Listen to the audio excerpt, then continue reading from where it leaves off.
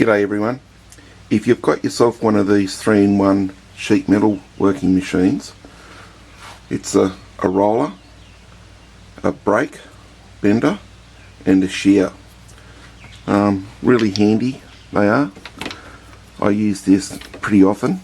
You can also see these here, you can also bend roll wire, but they work really well. I've made a tray here for all the bits and pieces to fall in. But anyway, if you've got one of these, do yourself a favour and get rid of that as quick as you can. On these, that comes there, and if you've got a bit of short bit of stuff, I'll move this over here for demonstration. So it's here. So you've got a short bit of brass or metal, whatever you want to cut off. It's impossible to put it out and get it angled right. You'll always never get it at 90 degrees. So get yourself a bit of mild steel, drill and tap it, and replace that comes with it with something much better that you can guarantee yourself that you can slide a small bit of metal, whatever you want to shear off, and you're going to get a 90-degree cut time and time again. Put a bit of copper in there so you can see. So much better. You'll never ever look back and think, oh, I wish I had that piece of crap there again. Alright, pretty simple.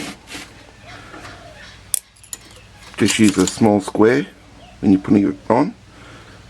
They've got a little bit of adjustment either way, these screws, that's the way they're set up. So when you tighten it down, just use the square on your cast iron plate here to get it right. One other little hint I can give you is if you're doing something small, say you're making a small box, you're only using one of these fingers. You can see there's a groove there, groove there, groove there, and a small groove there. You've got 1, 2, 3, 4. You've got 5 fingers on the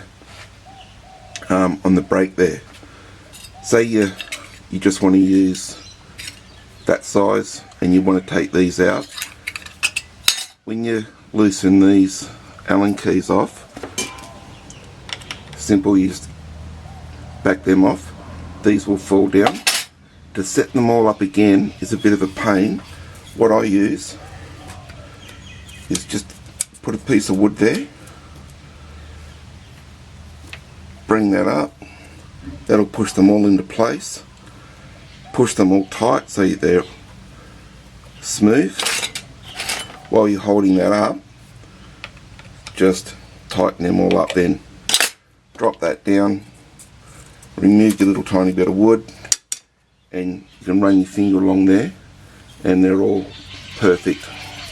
Alright, I hope that's some help, but if you haven't got one of these or you've never seen one in use, next time you're at a machinery shop, have a look. They're really good, especially for just a hobbyist, a backyard hobbyist. Okay, hope that's some information that you can make use of, and bye for now.